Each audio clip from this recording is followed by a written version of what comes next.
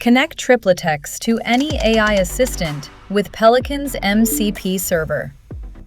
Sign up for a free Peliqan account. Once you're logged in, head to Connections.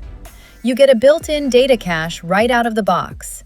From here, click on Add a Connection, then search for Tripletex, then add it as a connector.